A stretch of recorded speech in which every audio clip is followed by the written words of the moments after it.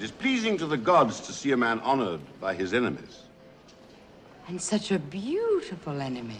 Something happened during the filming of the Ten Commandments that almost ended Anne Baxter's career overnight. One moment, she was a respected, award-winning actress. The next, she was being whispered about behind closed doors. Like she had crossed a line that could not be uncrossed. The scene was bold, risky, but no one, not the director, not the studio, not even Anne herself, predicted the fallout that was coming. We are not going over the version they put in the press. Today, we are uncovering what really happened on the set of the Ten Commandments, and how one scene nearly destroyed Anne Baxter's reputation.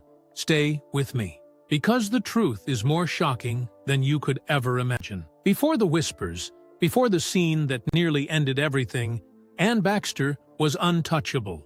She had what every actress in the golden age of Hollywood dreamed of: talent, poise, and a gold statue to prove it. At just 23 years old, she won the Academy Award for Best Supporting Actress for her haunting performance in The Razor's Edge. Not long after, she delivered another unforgettable role in All About Eve, going toe-to-toe with Bette Davis as the ambitious and manipulative Eve Harrington.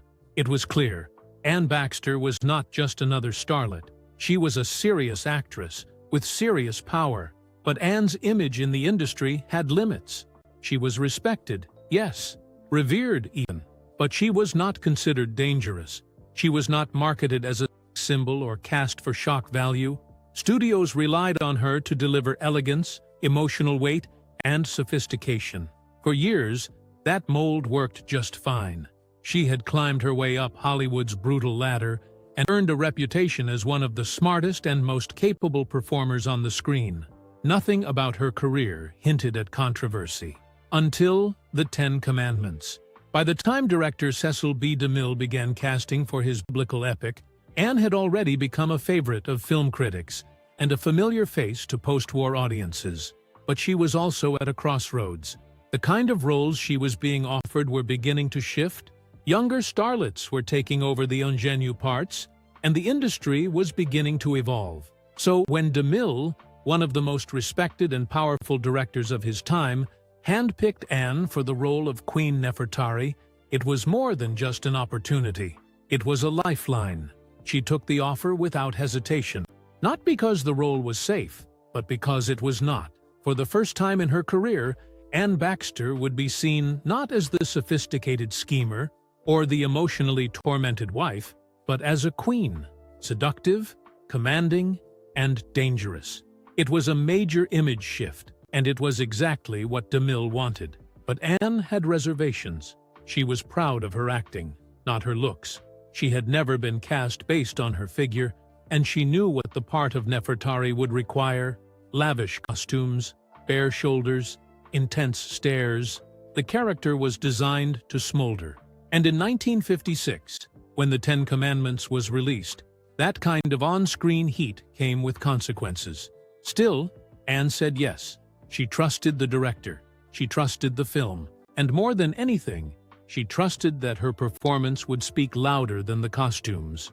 What she did not know, what no one knew, was that one scene in particular would cross a line so thin, even the studio would start to sweat.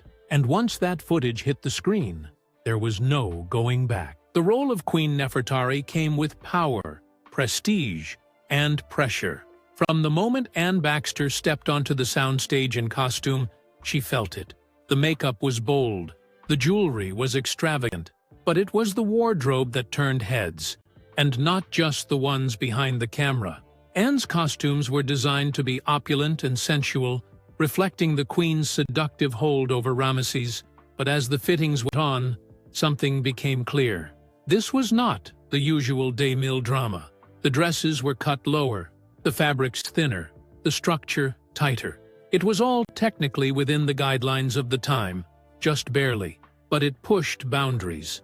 Even for a biblical epic, the level of exposure raised eyebrows. She was fitted with flesh-toned garments underneath her costumes, meant to preserve modesty, but only just. On camera, the illusion was nearly flawless. At a glance, It looked as though Anne was revealing far more than the censors would normally allow. And to make things even more daring, DeMille insisted on dramatic lighting that highlighted every angle of her figure.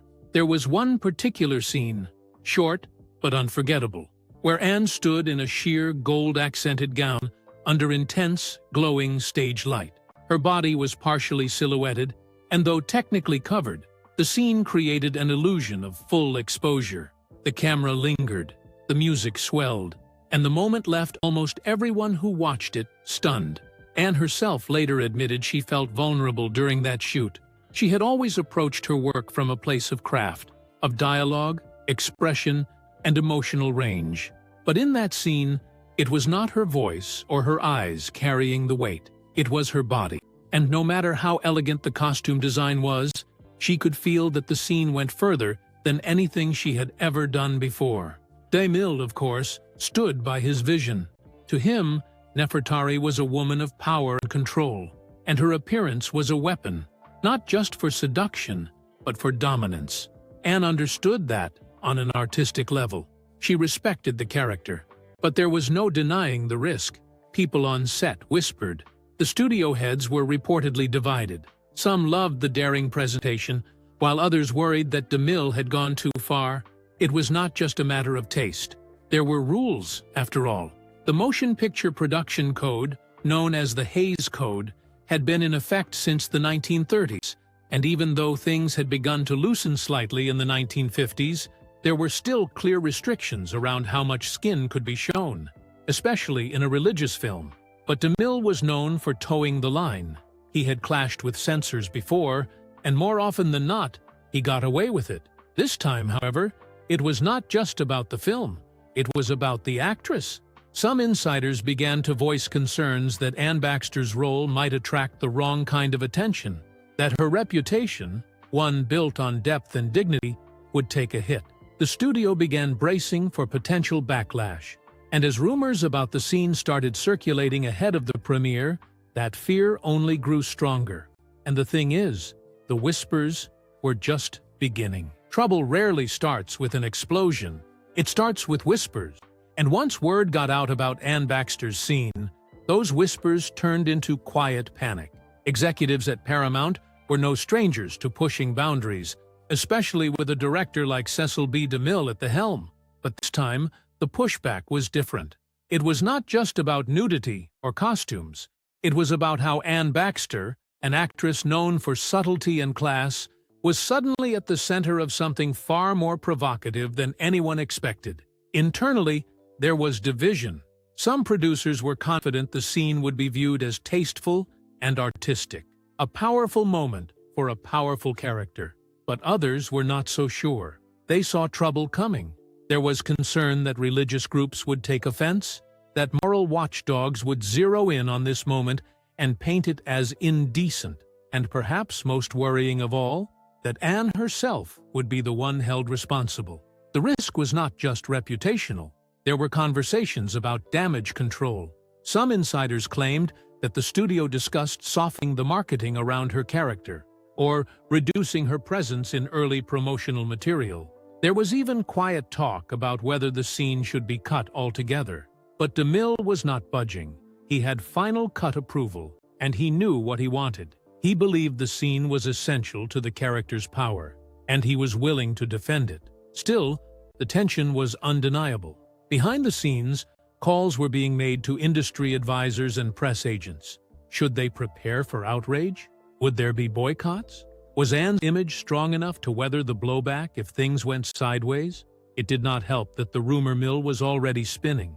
Early test screenings reportedly left some viewers stunned. Whispers about the Anne Baxter scene began to circulate around Hollywood parties. People who had not even seen the film were already speculating about what she did and how far she went. Some described it as daring, others as inappropriate. And Anne? She was stuck in the middle. She had filmed the scene under the guidance of a trusted director. She had worn what was asked of her. She had delivered the performance with professionalism and grace. But in a matter of weeks, it no longer felt like a role. It felt like a gamble. What made things even more complicated was how Anne was being talked about. not as a performer, not as a character, but as a woman who had gone too far. And in the 1950s, Hollywood, that kind of narrative could stick fast. One wrong step, one misinterpreted moment, and an entire career could be thrown off course. Anne was not naive. She knew how fickle the industry could be, but she was still caught off guard by how quickly the tone shifted. She had taken on a role with depth, with conflict, with power. And now, suddenly, that was being reduced to a single image, a single scene, and a lot of very nervous executives. The film was still weeks away from release, and already the damage had begun. When the Ten Commandments finally premiered, the reaction was loud, but not in the way the studio had feared. There were no protests in the streets, no sudden calls for boycotts. But that did not mean the scene went unnoticed. In fact, the exact opposite happened. People were talking, and not just about the special effects or the scale of the production. They were talking about Anne Baxter and about that scene. For many, her portrayal of Queen Nefertari was captivating. It was intense, confident, and, yes, undeniably sensual. The studio may have hoped to bury the buzz, but audiences had other plans. They were curious. Some were even shocked, and that curiosity turned into conversation. The censors, surprisingly, allowed the scene to pass, just barely. Under the Motion Picture Production Code, also known as the Hays Code, strict rules were in place to prevent anything deemed morally questionable, particularly when it came to sexual suggestiveness or revealing clothing. But DeMille was a veteran. He knew how to frame things in ways that technically stayed within the boundaries, even if the implication was clear. Anne's costume may have been suggestive, but it was not explicitly in violation of the code. The studio did not receive fines or sanctions. There was no official penalty. Still, the letters came in. Some viewers praised her performance. They described it as bold, commanding, even iconic. Others were far less forgiving. Letters from conservative groups accused the film of disrespecting biblical stories. A few claimed that Anne's portrayal was inappropriate for religious subject matter. Some even suggested that her scenes were the reason their local theaters had refused to screen the film. And in an era where reputation was everything, those letters mattered. The industry response was equally divided. Critics acknowledged her performance as visually memorable, but debated its substance. Was she playing a queen, or a caricature of one? Was it acting, or simply shock value? For Anne, the feedback was bittersweet. On one hand, she had helped deliver one of the most successful films of the decade. On the other, she was no longer being viewed through the lens of her talent alone. Behind closed doors, casting agents and producers began to reassess how they saw her. The once versatile actress with dramatic range was suddenly being viewed through a narrower lens. Some wondered if she could ever go back to playing the emotionally complex characters she had once mastered. Others quietly removed her name from shortlists for upcoming projects, nervous that her presence would draw the wrong kind of attention. And yet, through it all, Anne remained composed. In public interviews, she was gracious. She praised DeMille. She spoke highly of the experience. She avoided controversy. But in private, it was a different story. According to some of her later statements, she had deep reservations about how that one moment defined her. She never intended to be seen as provocative. She did not want the scene to overshadow her work. And yet, no matter what she did next, people always brought it up. The scene had made an impact. There was no denying that. But it had also drawn a line in the sand. Anne Baxter had crossed it. And Hollywood, as always, was quick to decide whether that was brave or unforgivable. In the years following the Ten Commandments, Anne Baxter remained diplomatic whenever the film was mentioned. She called it a milestone. She praised the cast. She always credited DeMille with giving her one of the biggest roles of her career. But beneath the surface, her feelings about the film, and about one scene in particular, were far more complicated. It would take decades for Anne to publicly reflect on her experience with honesty. In interviews much later in her life, She revealed that she never fully felt comfortable in the role of Queen Nefertari. While she respected the film's scope and the historical significance, she admitted that she had misgivings about how she was portrayed. The grandeur, the spectacle, the extravagance, it was all there. But the version of herself that appeared on screen did not reflect the kind of actress she believed herself to be. She also expressed regret about how much the industry had focused on her physical appearance, rather than the substance of her performance. It was not just the costumes or the lighting. It was how those moments seemed to linger in the public imagination long after the film's release.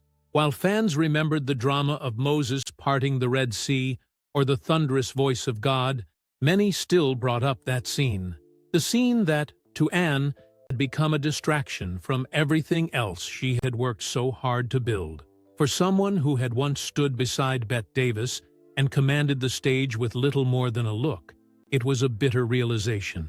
One scene had reshaped how people saw her, and there was no going back. Privately, Anne also acknowledged that she had taken the role in part because she felt like her career needed a boost. The landscape of Hollywood was changing in the mid-1950s, and younger stars were rising fast.